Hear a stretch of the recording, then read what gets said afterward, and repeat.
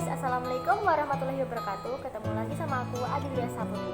Nah, pada video kali ini aku bakal membahas mengenai vitamin dan mineral.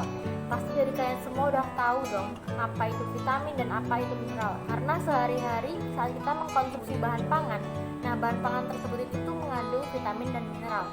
Oke, kita bakal masuk langsung ke materinya. Sebelum kita masuk ke vitamin A-nya, kita harus tahu tuh apa sih sebenarnya vitamin itu. Nah, jadi dalam bahasa Inggris, vitamin itu disebut juga dengan vital amin, yang artinya sekelompok senyawa organik berbobot molekul kecil atau senyawa mikro yang memiliki fungsi vital dalam metabolisme suatu organisme. Nah, vitamin ini tidak dapat dihasilkan oleh tubuh. Jadi, kita mendapatkan vitamin setelah kita mengkonsumsi makanan yang mengandung vitamin. Vitamin A sendiri merupakan salah satu vitamin larut dalam lemak yang berperan penting dalam pembentukan sistem penglihatan yang baik. Nama vitamin A sendiri sering dikenal dengan retinol, dan untuk jenisnya vitamin ini dibagi menjadi 3 bentuk. Yang pertama itu dalam bentuk alkohol yang sering dikenal dengan retinol, yang kedua dalam bentuk aldehid yang sering dikenal dengan retinal, dan yang ketiga dalam bentuk asam atau yang dikenal dengan retinoat. Untuk klasifikasi vitamin A itu dibagi menjadi 3. Yang pertama yaitu ada retinol, yang kedua retinil palmitat, dan yang ketiga retinil asetat. Nah, kalau untuk rumus strukturnya kalian bisa lihat di samping. Nah, jadi rumus struktur dari vitamin A sendiri yaitu ada C20H30O. Oke, jadi kan kita udah tahu tuh apa sih sebenarnya vitamin A sendiri. Lalu struktur, jenis, dan klasifikasinya kita juga udah tahu. Lalu di mana sih sumber yang bisa menghasilkan vitamin A dalam bahan pangan?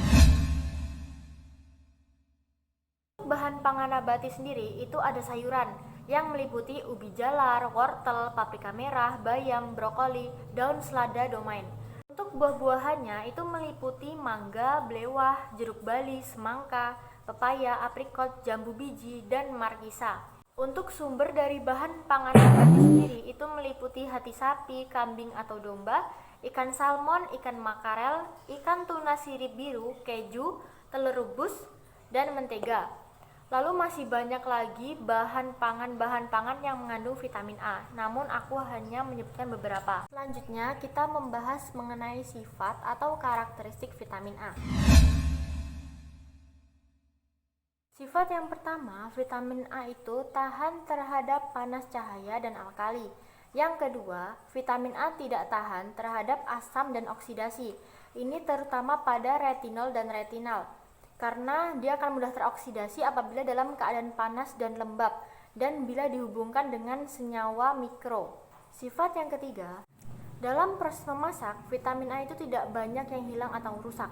Jadi, pada suhu tertentu, kandungan vitamin A itu masih ada dalam bahan pangan tersebut. Untuk sifat yang keempat sendiri ini ada pengecualian ya, karena pada saat menggoreng menggunakan suhu tinggi, itu dapat merusak vitamin A. Jadi, usahakan pada saat kita menggoreng bahan pangan tersebut, menggunakan suhu yang standar atau suhu yang sesuai sehingga tidak merusak kandungan vitamin A yang terdapat dalam bahan pangan tersebut.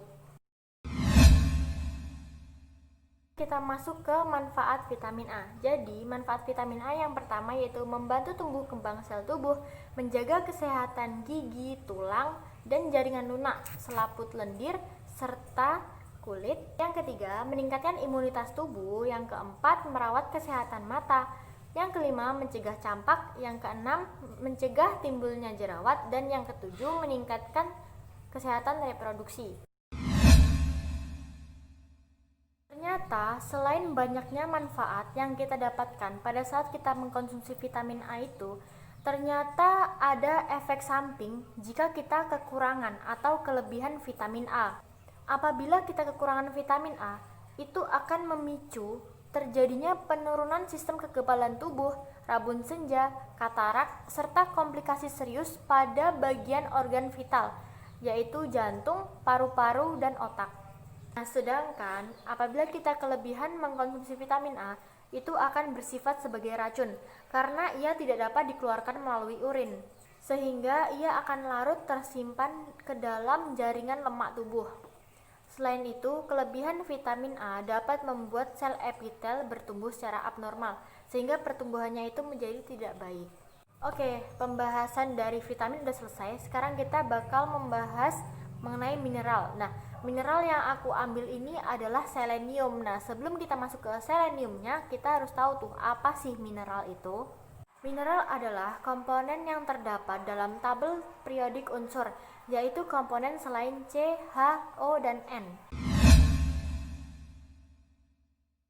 Untuk selenium sendiri adalah suatu unsur kimia yang terdapat di dalam tabel periodik yang memiliki lambang Se dan nomor atom 34. Selenium ini termasuk ke dalam mineral mikro.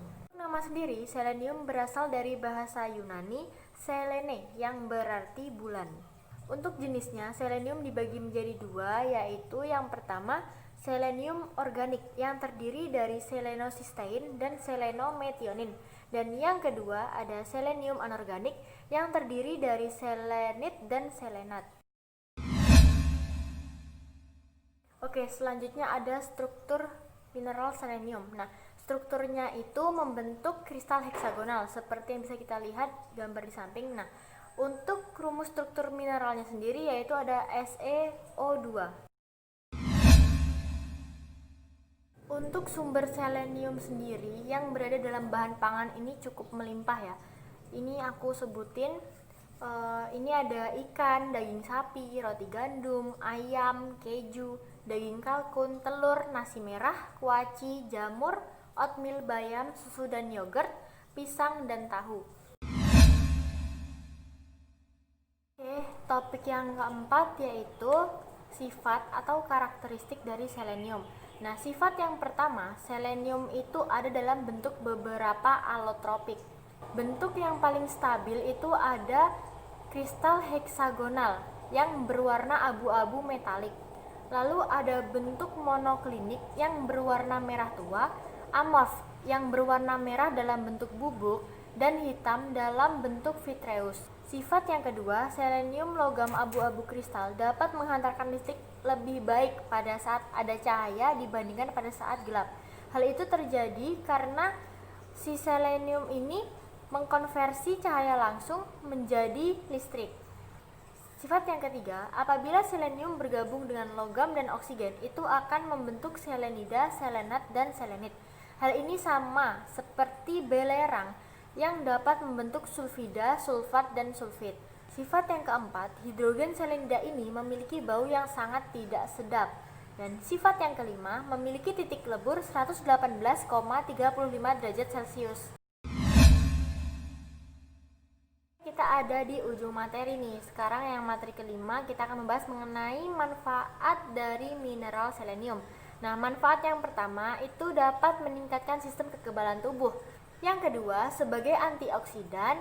Yang ketiga, membantu meningkatkan sistem reproduksi. Yang keempat, dapat meningkatkan aliran darah dan mengurangi resiko terkena penyakit jantung.